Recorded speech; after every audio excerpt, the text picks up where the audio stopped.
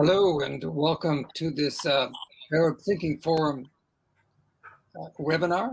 My name is William Law. I'm the editor of the Arab Digest, and I'm very proud and honored to be moderating such a distinguished panel. I will introduce them very shortly. I wanted, first of all, though, I thought it'd be useful just to do a quick timeline of this most recent iteration of the Israel-Gaza war. It began on the 6th of May. This is over protests about the attempt to evict Palestinian families from Sheikh Jarrah. That was followed the next day by the assault on Al-Aqsa by Israeli police and security, in which tear gas and stun grenades were fired. Hamas then issued an ultimatum saying, withdraw from Al-Aqsa, withdraw from Sheikh Jarrah, or we will commence a barrage. The ultimatum was ignored by the Israelis, and then the barrage did indeed commence with Islamic Jihad and Hamas. It continued for 11 days, and hundreds were killed. The majority, of course, were Palestinians, and among them women and children. Gaza was terribly damaged. There were, of course, Israeli casualties, far less, but still casualties nonetheless. And there were riots in Israel between Arabs and Jews. At least one Jew was killed. One Arab was killed by mobs. These are very, very disturbing, I think, for the Israelis, for the Palestinians, of course. Finally, there was a ceasefire, and we are now at the point of wondering, with perhaps Mr. Netanyahu on the way out, what happens next. So I think it's quite a timely moment to have this conversation. And really, we're going to look at the question, is there still the possibility of a two-state solution? And what happens next after this, yet again, another terrible conflict with huge damage to civilian population, and of course to the infrastructure in Gaza, and very unsettling as well for the Israelis. So I'm very pleased to introduce my panel, and I will say that one of them is not arrived yet. She is in Gaza, and we hope to get through to her very, very soon. But let me present to you, first of all, Victoria Britton. She's a journalist and author. She was for 20 years with The Guardian, where she was a foreign correspondent for many years, but then served as an associate foreign editor. Her published books and plays include Shadow Lives, The Forgotten Women on the War and Terror, and most recently, Love and Resistance in the films of Mai Masri. She is a vice chair of Prisoners of Conscience, chair of the board of Declassified UK, and a founding trustee of the Palestine Book Awards. Next, Ilan Pape is a professor of history and director of the European Center for Palestinian Studies at the University of Exeter. Professor Pape is the author of several books, among them The Ethnic Cleansing of Palestine, published in 2006. And his research focuses on the modern Middle East, and in particular the history of Israel and Palestine. And finally, and we have our fingers crossed, Dr. Jalal Irakat, who is vice president of the International Relations Department at the Arab American University in Palestine, that's in Ramallah, and since 2015, assistant professor of conflict resolution, diplomacy, and strategic planning. She's a weekly columnist at Al-Quds newspaper and a frequent commentator across several other media outlets on Palestinian issues. Now, Victoria, I'm going to begin with you, if I may, and I want you to talk about the impact, political and social, of this latest Gaza war. Is it transformative? Also, I want to ask you about the role the UK should be playing, what that should be. And finally, what about the rule of law? The Israelis have consistently ignored international law, UN resolutions, pretty much trampled over various efforts in their pursuit of settlements in the West Bank and in their treatment of Palestinians. So you have 6 to 8 minutes, lots to talk about. The floor is yours. Thank you. Rather a wide canvas. But thank you very much for inviting me. It's an honor to be here and to speak with Ilan and with Della when she comes. So yes, to start where you started, the latest Gaza war has to be seen as a transformative event. And I think that the political impact can be positive. I believe it faces the international community with moral and political demands which can no longer be ducked. Many people listening will remember that it was in 2012 that the United Nations warned that Gaza would be unlivable by 2020. And in 2018, the UN Special Rapporteur at the time reported that it was already unlivable. Everybody knows that Gaza has become a prison, blockaded by Israel since 2007. This blockade has to end immediately. Gaza lives in a special normal, which everybody knows and accepts shamefully as normal. The basic necessity of clean water is a dim memory. Unemployment is the norm. Patients can rarely leave for treatment, even to the West Bank or to East Jerusalem. Students win places in prestigious universities abroad. They're not allowed to travel. Fishermen are not allowed to fish. Medical supplies are chronically short, and especially now because of COVID. I think the UN Secretary General said it for us all last month. If there's a hell on earth, it is the lives of children in Gaza.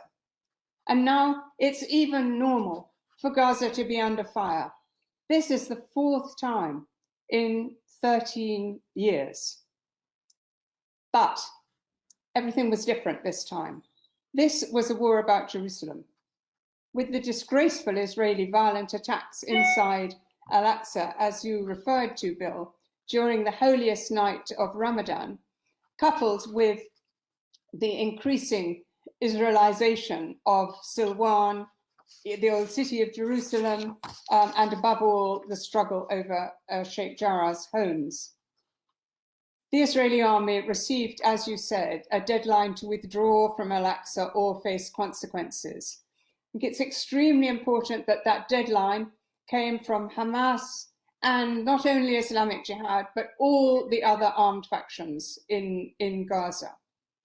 We then, the world, had a display of Palestinian unity, unprecedented, in the uprising during the 11 days of bombing, uprisings in the West Bank, all over Palestinian towns inside Israel, Palestinians in Lebanon, Palestinians in Jordan, united in resistance. This is a political transformation, and it shouldn't be at any point underestimated.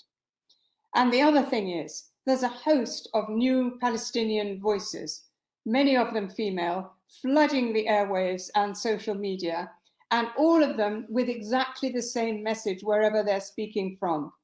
They want freedom, like anyone else in the world. They want the end of the world's acceptance of Gaza's blockade, of apartheid, of no elections, of child prisoners in military jails, of land dispossession, of people being forced to demolish their own homes. All this is transformative. But the negative social impact in Gaza is disastrous. Everybody's seen, as you referred to, Bill, the extent of the physical destruction of homes and hospitals and schools and mosques and infrastructure yet again. But there's something much deeper going on. There's an unprecedented psychological impact from the Israeli army's new technique of shelling lasting 25 to 40 minutes, concentrated in one area. And all over Gaza, psychiatrists, psychologists, and social workers are overwhelmed with requests for help, for children, for women, for men alike. The 2 million people in Gaza were newly, utterly traumatized in those 11 days. And the trauma of 2014, which was so well documented in the aftermath, is triggered again. And that of 2012 triggered again. And that of 2008 triggered again. Gaza psychiatrist Dr. Yasser Anjamai spoke movingly of experienced fear himself as he never had before during those long bombardments, unlike anything of the previous wars. One night, for instance, over northern Gaza, there were attacks by 160 planes on 450 targets at the same time as 500 artillery shells came in. It's almost impossible for anyone outside to imagine what that ongoing impact felt like.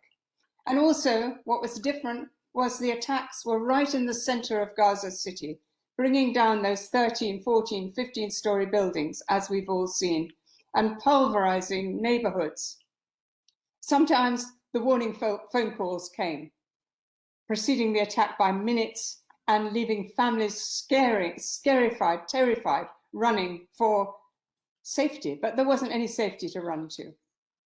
So besides the effects of this fear, Gazans are in mourning for those 66 murdered children and all of the 242 dead. And they're grieving for the wounded in hospitals, being treated in hospitals, which are short of every kind of supplies and equipment, and with COVID threatening, and with several senior doctors having been killed with their families as they slept, and those families had no warnings. In Gaza's communities, where I've been visiting for 30 years, everyone knows everyone, and everyone shares the trauma and the suffering of everybody else. So that's the negative bit of the transformative. But because it's so negative and so dramatic, I think it's transformative for the international community. So I want to move to your second question. Yes, about the UK. Does the UK have a role? Of course it does. It's the author of the infamous Balfour Declaration of 1917. This was a careless, post-imperial, throwaway, literally, the English giving away a country that they had absolutely no reason to have any viability in speaking of the future of. So, given the government that we have, it will be very difficult, but the UK has to have a role. And as you've seen, every weekend, the streets of Britain are absolutely filled, again, with mostly young people saying, this cannot go on. So for your last point about the rule of law, yes, everything you've said about the rulings of the ICC being ignored by Israel, everything about the UN being ignored, special rapporteurs not even being allowed in to make their reports, all of that is, of course, true. But with it, of course, underlying all of that is the shameful way that Western governments have never wanted to impose any penalties, any pressures for documented war crimes and all the other crimes I mentioned earlier. And I know it's hard to be optimistic about this route to change, but I believe we can't afford to be pessimistic. And I've got some hopeful feelings about the recent moves inside the ICC itself, and also about new moves in the United Nations by South Africa and Namibia, two countries that really know about transformations, sudden transformations. And above all, in that positive bit, are the dogged armies of lawyers in the United States, in Britain, in Israel itself, and in many other places, who are really relentless in attempting always to elucidate what is really going on and to demand action from the governments that could do it.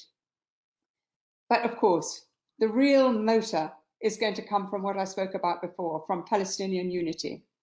And at the same time, from more and more Israelis speaking the truth, such as the two former Israeli ambassadors who spoke out about apartheid from their own knowledge yesterday.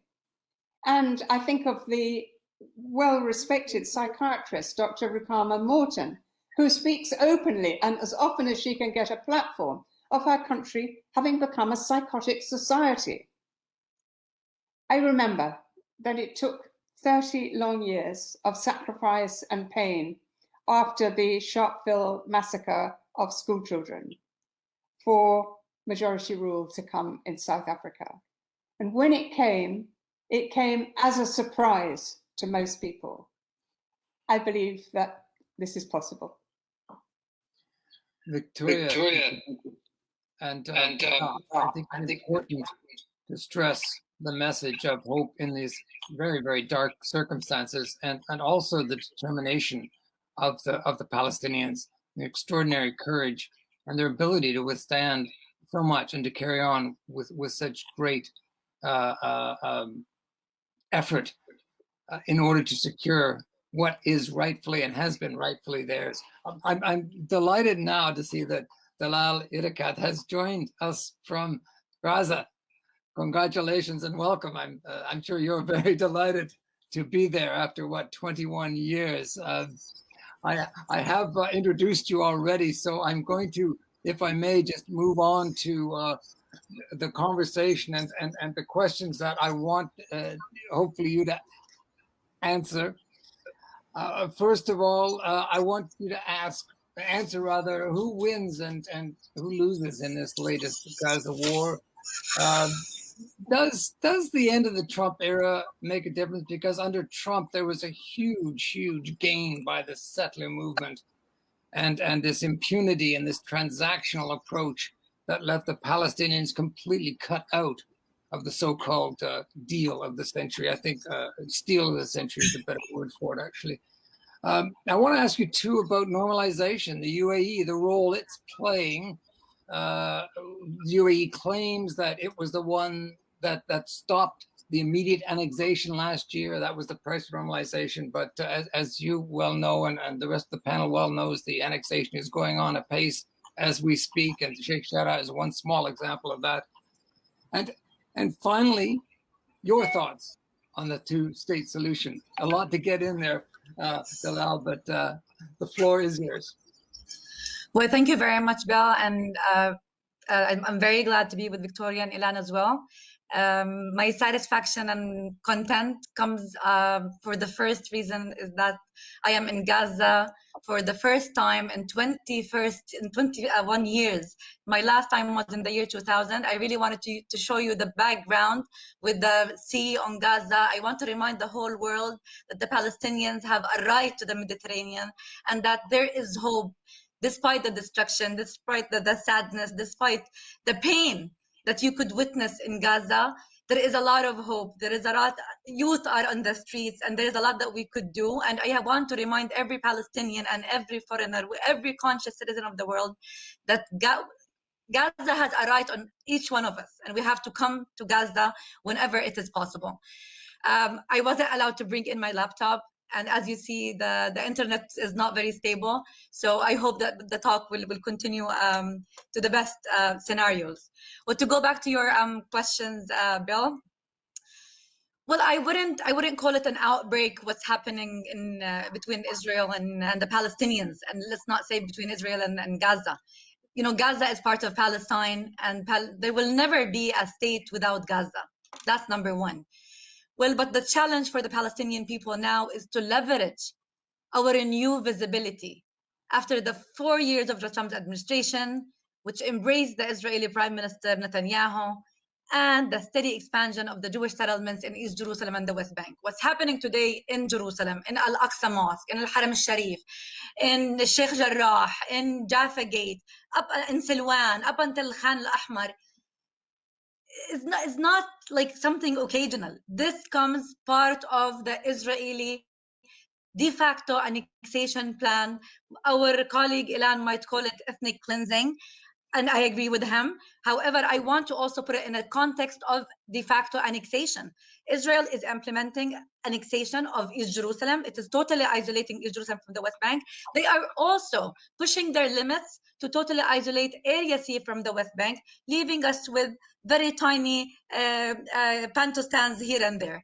So the Israeli attacks since Easter's, not just during Ramadan, against the Christians and the Muslims of Jerusalem, were the reasons that Hamas reacted on behalf of the rights of the Palestinians to defend themselves in Gaza. On your question about the Trump's era and the arrival of Biden and what difference it would make for the Palestinians, I have to admit here that Biden's language and Mr. Blinken's language is indeed very, very civilized. I was impressed to hear them talk about equal measures of dignity, prosperity, freedom, and so on. However, let us be honest with ourselves and with the American administration. All we saw until now is money, and money is not enough. And I'm speaking on behalf of the Palestinian people and on behalf of the people of Gaza, since I'm here now. Money is not enough. We have to start with the macro level of looking at the bigger picture of occupation. With the 73 years of occupation since 48, cultivated apartheid, cultivated persecution. So unless the American administration, unless the international community starts to deal with the problem of occupation, of ending the occupation, then I don't think the step-by-step approach would really help. They will only take us to, details, and they will go shattered. There are a lot of details which we could be discussing. The rights in Gaza, no proper water, it's all polluted, no proper services, the basic rights of, internet, even for a Palestinian who lives an hour and a half away from Gaza is not allowed to enter Gaza. I mean, there are a lot of details which we could discuss. However, I would rather urge and advise the American administration to focus on the occupation. Let us start by ending the occupation. Let us start by recognizing the state of Palestine. And I want to remind the whole world that they need to identify the borders of the state of Israel, which they had recognized long time ago. So what is happening today? The Biden and the American administration is talking about equal measures. However, we did not condemn that 2018 nation-state law, for example, the Jewish nation-state law, where 2 million Arabs, Muslims, and Christians are not treated like Jews. I mean, this is apartheid again. And he's speaking of equal measures. 2 million Palestinians are living in Gaza, deprived of the basic rights of any human being in the world. Well, let's go to East Jerusalem. The recognition of Trump on Jerusalem was not reversed by the Biden administration until today. This means that the American administration is still giving a green light to what is happening in Jerusalem. And what is happening in Jerusalem is, again, annexing the Palestinian land, annexing East Jerusalem, and protecting the Israeli settlers' attack against the Palestinian people, who, by the way, are facing their second forced displacement. The first time was in 48, then they moved to Sheikh Jarrah, and now they're facing their second. So it's not really a legal issue, it's a humanitarian and political issue to start with. They have a right there. 300,000 Palestinians, residents of Jerusalem, do have a right. So when the Biden administration talk about equal measures, we really have to remind them of those people living in East Jerusalem, the 2 million in Gaza, and other 2 million living as citizens of Israel. What Israel is doing is basically implementing the E1 and E2 plans, and totally isolating East Jerusalem and Area C from the West Bank. Americans want to treat us with a deja vu Marshall Plan. I don't think this will work, and we really will. Well, UNRWA aid is very important. Funding is very important. We, the Palestinian people, want to live in prosperity. We want investments. I would really love to see Gaza the Saint-Tropez of the Middle East. Yes, I want development. I want a better life, and I want a better standards for my 3 children to live as equal citizens of any other youth who live in Paris, in New York, or Tokyo, for example. However, we will never accept economic solutions at the expense of our political rights. And none of the Palestinians, and allow me to remind the whole world that the Palestinian youth generation is even harder. So we will never, who on earth would convince my 12-year-old boy that he is less of rights or like of a human being as any other kid his age in New York or in Shanghai, for example? Nobody. All we're asking for is equal rights. We want the whole world, and to start with the conscious citizens of Israel, to look at us and treat us as equal citizens who deserve basic rights of life, not only economically, however, physically and on a humanitarian level. I want to also add here that what the Americans are doing by adopting a silence policy and the talk about the 2-state solution Well, this is viewed by my generation as a lip service. And what is happening today, that like they need to know that the Palestinian public are all aware of the 3.8 billion in military aid that the US is offering to the Israeli military machine that bombs and destroys and attacks and kills the kids of Palestine every couple of years. So when the Americans keep on shielding Israel at the United Nations, well, I think this needs to end. This needs reconsideration from the White House and the State Department and the Congress, because whether we like it or not, this way, if the US continues shielding Israel in the Security Council, this will only mean the implication, indirectly or directly, of the US in the Israeli alleged war crimes against the Palestinian people. They are involved in the Israeli war crimes against us, unless they reverse all those policies. They should lift the siege on Gaza. They should reverse the Trump's recognitions on Jerusalem. They should deal with the rights of the Palestinians living in Israel and the rights of the Palestinians living in East Jerusalem, in Gaza. We need it's time. It's time, instead of, if we're going to go back to the talk of the two-state solution, will allow me to say here that I am afraid, and I want to warn, that we will go back to coercive diplomacy, where the Americans and the Israelis are only coercing the Palestinians. This only means a Machiavellian approach of negotiations, where Israel, the US administration and those mediators who would accept to go back to the step-by-step approach, to more procrastinations, will only be buying more time for Israel to confiscate more and more land and to entrench the occupation and leave the Palestinians with no rights whatsoever, living under apartheid and prolonged occupation. And you asked me about the United Arab Emirates and the normalization agreements. I would like to emphasize here that as a Palestinian academic and as an analyst, I really don't think that it is our internal issue to comment on the Emiratis' relationship with Israel. Because to start with, it has been existing for a long, long time. But our problem is with those regimes who want to strengthen their relationship with Israel, giving the excuse and justifying to their own people that they are serving the interests of the Palestinian people when they go into normalization agreements with the Israelis. Here, we will not allow that any regime to use us as an excuse in front of their public. And here, I want to send a message to the Emiratis, to the Sudanese, and to the Bahrainis, and to whoever went on signing those deals with the Israelis on the condition or the promise of a halt or a stop on annexation. I would invite them today to come and witness what is happening in Jerusalem. I would really be honored to welcome them to Jerusalem, to Al-Aqsa Mosque, to Al-Haram al-Sharif, to Silwan, to Sheikh Jarrah, to witness with their own eyes the Israeli settlers' attacks who are being protected by the Israeli occupation forces. Annexation is ongoing, and this is a reality that those people need to realize. And I think it's our obligation as Palestinians to remind them, again, it is their own internal matter to build foreign relations with whoever country or regime they want, but never at the expense of the Palestinian national rights and the Palestinian people. So on the two-state solution, you asked me, Bill, and I would like to tell you that maybe the two-state solution is the best-case scenario for the two peoples of Palestine and Israel on the 67 borderline.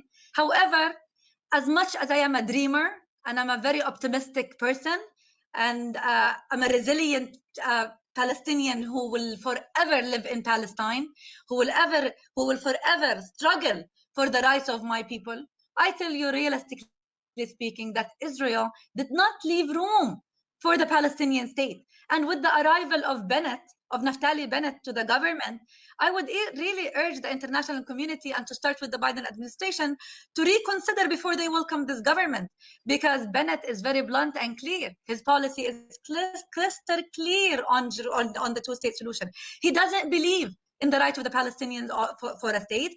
And allow me to say that we, the Palestinians, we did not choose the two-state solution formula. It was our concession It was not our position. It was the position of the international community, and we had made concessions for the sake of the children of Palestine and Israel to live in peace and dignity and security in safe borders. However, we did not get what we were promised. 30 years of continued negotiations. It's only procrastination. It's only coercive diplomacy. And I'm afraid that we don't want to go back to the repeated experiences. The talk about a ceasefire, and after what happened in Gaza and the resistance of Hamas, here I want to also reiterate on the experience of Northern Ireland and what led to the Good Friday Agreement, and the importance of including all the different political factors. If I may say now, well, today the inclusion of Hamas might sound crystal clear. An academic who had studied comparative studies on different peace processes around the world. Well, Palestinian people today is very, very dismayed. We are a bit angry with the international community, with the American administration, not only because they're silent, but because we expect more sanctions, we expect more accountability against the Israeli war crimes. We expect them to support us in our pledge at the International Criminal Court. Well, 73 years of injustice. Well, it is time to consider that the Palestinian people have a right, and the Palestinian people will not vanish. The Palestinians have learned from the past experiences. We learned from the history.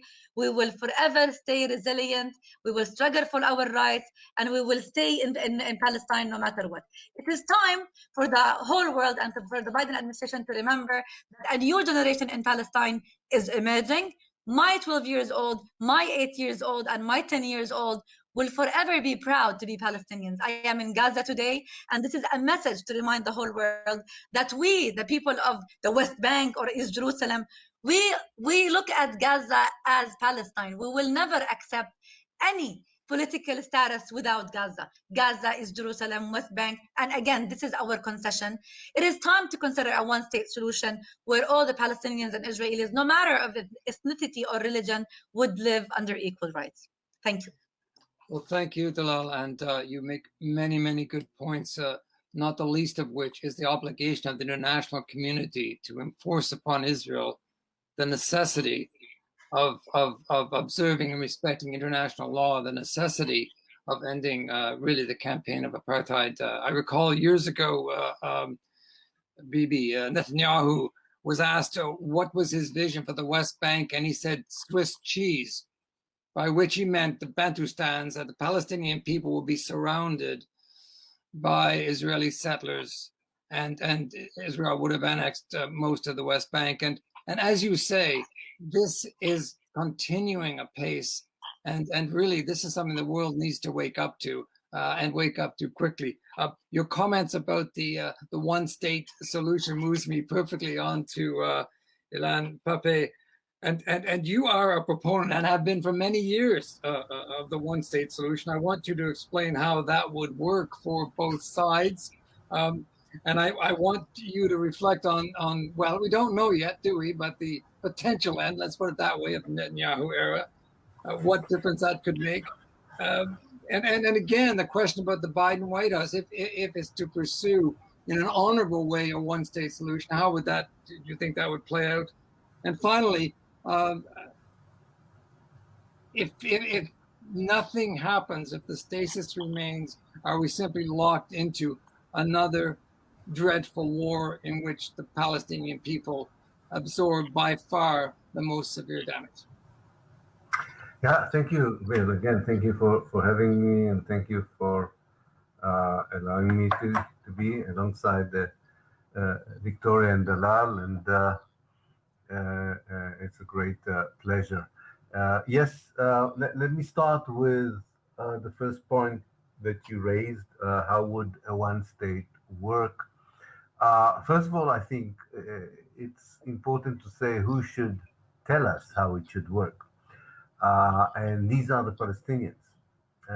You cannot discuss a one-state solution if you are not changing your dictionary and language about the situation in Palestine. Terms such as the conflict, the peace process, are misleading terms. and do not reflect the reality on the ground. Terms that a dictionary or vocabulary that uses entries such as settler colonialism, apartheid, anti-colonialism, decolonization are far more relevant to the reality on the ground. So when we talk about the solution, we should be aware that we are actually asking for decolonizing historical Palestine as a whole in the 21st century. And decolonization in the 21st century is not an easy concept to deal with, because in the minds of so many people, colonialism ended in the mid 1950s or 1960s, but it is continuing in Palestine, and maybe not only in Palestine, but definitely in Palestine. So it's the anti-colonialist movement, it's the liberation movement that should prepare a vision of a decolonized Palestine, how it would look like, what would it entail. And we have now a conundrum, there's no doubt about it. Those who are now the representatives of the Palestinians, whether it's the PA, the Hamas, or the Palestinian members of the Israeli Knesset, most of them seem to still support the two-state solution. So the first step is to see whether they can be persuaded by what Dalal has said, rightly so, that this is no more an option, whether it's a good one or a bad one. It's not anymore a practical option, and it cannot be relied upon anymore. And there is a need to revive the old new idea of the PLO of a liberated Palestine as a whole, and to adapt it, of course, to the 21st century. But it has to be a Palestinian initiative. I belong to an initiative which is called the One Democratic State Initiative. And we didn't call ourselves a movement, but an initiative, or mubadara in Arabic, because we want to disseminate the ideas and the discussion on one state, especially among Palestinian constituencies, and ask for an elaboration on the idea and how should it work, how is the role of the Jews envisioned in such a one state, and other aspects of this vision of a democratic state for all. In many cases, we don't have to invent the wheel here. We all know what an egalitarian a state equal for all its citizens means. There are a lot of academic works about it, but in the end of the day, it has to be a strategic decision of an authentically, democratically elected Palestinian leadership that would take us all into a decolonized Palestine, and with, of course, the help of international solidarity, Jews inside Israel who are willing to go in that direction, and so on. The important thing to realize within this discussion is that we are already, all of us, I'm talking now about Dalal and myself, I'm talking to you from Haifa, Dalal is talking to you from Gaza. Dalal and I live under an apartheid state in many ways, of course, with a different matrix of rule, of power. There's a different way Israel imposes its will on Haifa, and there's a different way in the way Israel imposes its will on Gaza. But altogether, it stems from the same ideology and the same non-democratic apartheid nature of the state. So decolonizing it is the only option unless you want to continue with this apartheid structure that affects every Palestinian wherever they are. It can be done incrementally from below, focusing on human rights. It can be done by enriching the vision of decolonized Palestine. It has to be, as I said, a decision by the Palestinian leadership and rather representatives, democratically and authentically elected, hopefully on the basis of Palestinian unity as much as possible, with greater representation of the younger generation, as Victoria noted. There's, and I think Dalal also alluded to this, there is the Palestinian society is one of the youngest in the world. 50% of the Palestinians, wherever they are under 20 years old. And the younger generation has its own vision and ideas about the future, and they will be the one who would lead the way eventually. And I think there you will find a lot of constructive ideas and principles for decolonizing Palestine and dismantling the colonialist structure. For your question about Netanyahu, I think that the new government, if it succeeds in surviving, has nothing new to offer the Palestinians.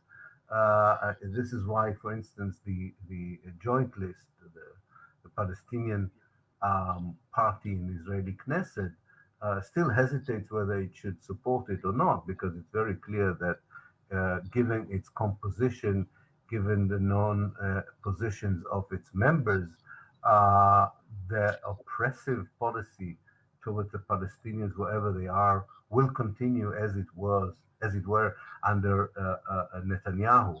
So this is really not, and there's no new message here in terms of Palestine and the Palestinian, even if it would be a government without Netanyahu and his henchmen.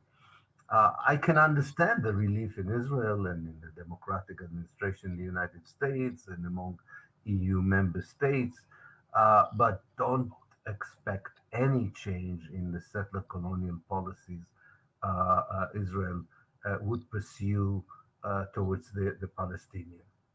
I'm afraid the same is true about the Biden administration. As Dalal pointed out, the language is more pleasant, the style is more it's more civic, or not civic, I forgot the English word for this, but it's more civilized.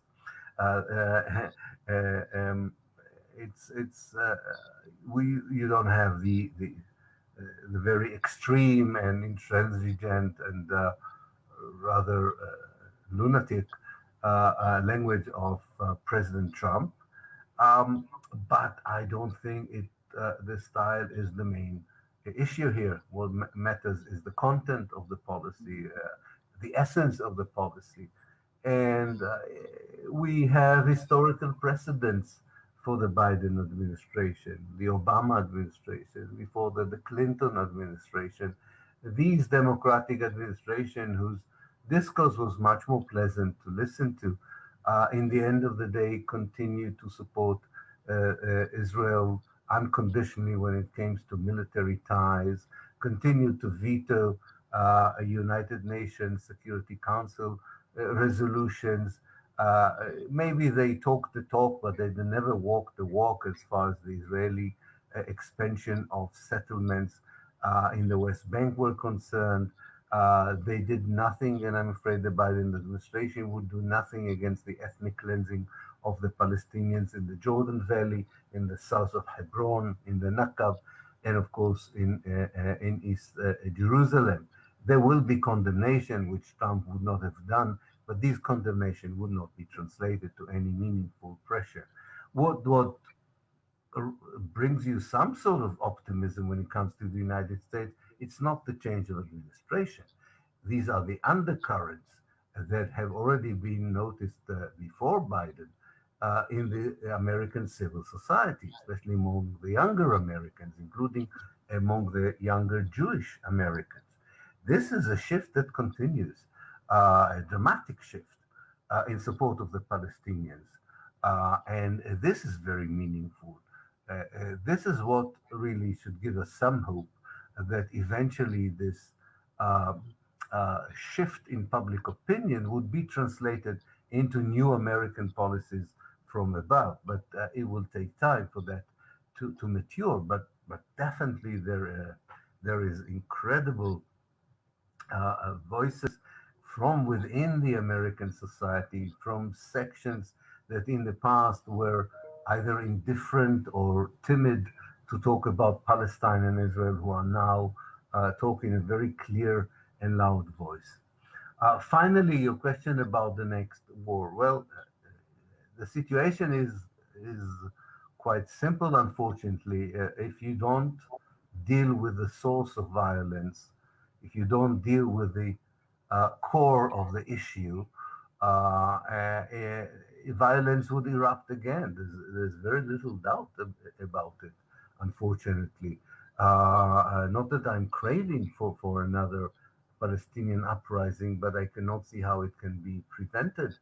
And I think this time, whether it would be a proper uprising or something with a different term, I think this time the Palestinian community inside Israel, as they're called, the 48 Arabs, would play a far more important role than ever before. They had enough of the Israeli policy of criminalizing their society, of not allowing them proper employment. And for the first time in the last 11 days in May, they felt reunited, especially the younger generation, with the Palestinian communities elsewhere. The fragmentation Israel imposed on Palestinians, the fragmentation that some Palestinian leaders were willing to tolerate, has been brushed aside by this younger generation. As in the case of Gaza, when they marched on the fence, they're always willing also to try non-violent popular resistance, but they know the Israeli reaction would be the same to violent or non-violent reaction, to an armed struggle or diplomacy. So the Palestinians are there, as Dalal said. They're not going to disappear. They're going to be steadfast.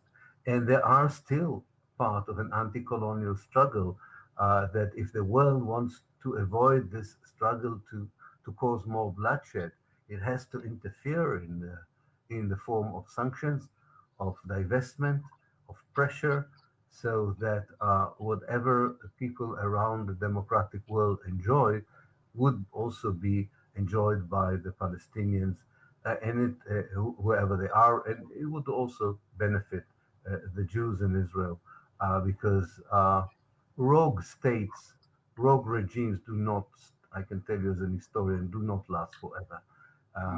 And they should also be aware of history if they think that they could continue with this kind of oppression for a very long time. Thank you. Well, thank you, Ilan. And we are running a little out of time, but I think the points you have all made, the stress on the young generation, that generation simply will not give up. I think that's very, very important.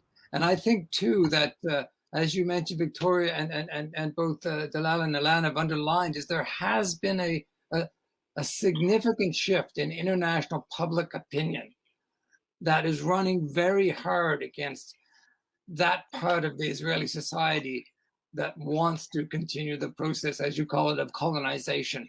I think we're seeing it here in the UK. As you say, we're seeing it certainly among American Jews, but also just generally young Americans, and of course, young Palestinians, not just in Palestine and Gaza, but the diaspora. What I wanted to ask you, Dalal, just quickly, is that young generation, they must be fed up with the current political structure that they're facing, that there needs to be really a revolution. There needs to be a new political movement. Do you see that happening? I think. Well, thank you. I think we're very, what? Can you hear me? Yeah. Yeah, go ahead.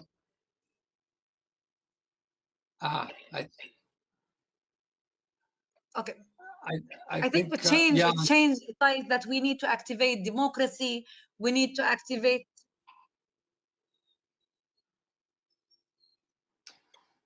Reform. Dalal, I'm sorry, and we need to activate the Palestinian youth of the 20. Can you hear me? I'm sorry, you're breaking up. It's just, yeah. I'll put that question to the others and get their answers. But you're breaking up. So let me go to you, Victoria. I'm sorry. I'm very sorry, Dalal. Victoria, just that question about youth and the need for a new political movement.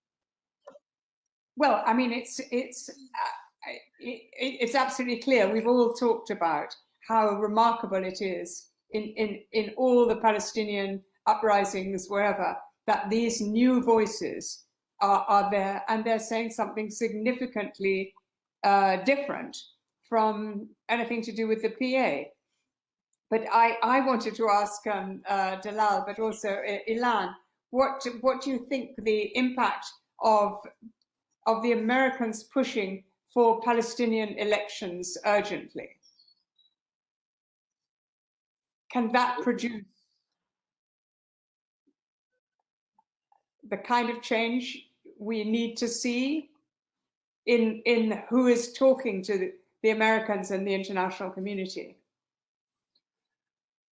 Ilan, do you want to pick that up? You need to turn your mic on. I don't know if can Dalal answer. Dalal, okay, I'll answer. Yeah, it. just we keep breaking up with Victoria, I'm not entirely sure that elections can really be carried out properly under occupation, under colonization. I'm not against them, of course, and I'm not a Palestinian, so I'm not going to preach to the Palestinians what to do. I think it's wrong not to allow the elections because you're afraid that the Hamas would win seats. Of course, this is against my principles as a Democrat. But all in all, I don't think that the change that the younger generation is craving for would come through elections. I think this will come through a different kind of movement, probably an upgraded and a better version of the Arab Spring, because you need that popular impulse from below to generate this kind of energy, but you also need structures on organization to channel it in an effective way, which we're missing in the Arab Spring. And I think Palestinians eventually can do this, and will do this. Dalal knows better than I do that Palestinian young people have respect for quite a few of the people who are part of the PA, which sometimes I think people from the outside don't understand it. These were people, some of them were people who fought in the 50s and the 60s in the Fatah and were part of the liberation movement. So it's not that easy. It's not kind of a black and white situation. But there is, and therefore I think it's a far more delicate process of substitution, which will happen. But I think we have to be careful of thinking that this is kind of, the bad guys and the good guys, and immediately you know who the good guys are, and they're coming and taking over. It's not that. It's far more complicated. And of course, women should be part of it.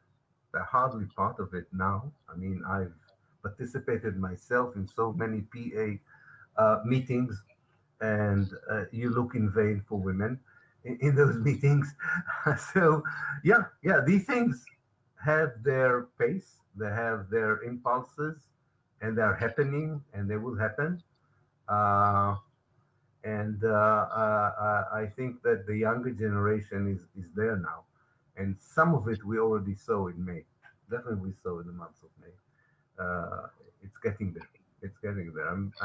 The only fear is how destructive will be the Israelis when they realize that they are facing something far more united, far more democratic, far more authentic. They will not clap their hands and would say, oh, great, we were always waited for such a united democratic Palestinian representation. They will use all the force they have to crash it. And that's what is worrying. With the more the Palestinians are successful in being united, democratic, the more callous the Israeli reaction will be. But isn't it Dalal, you're back? Can you hear us? I'm hoping to get Dalal back. Yes, yeah, of course. Dalal, can you hear us? All right.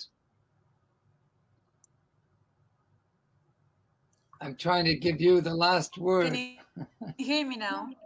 Yes. Yes. Go ahead if. Yes, I want to just mention that the Palestinian youth who are using social media platforms with the use of TikTok, that we should be equal to every citizen. We really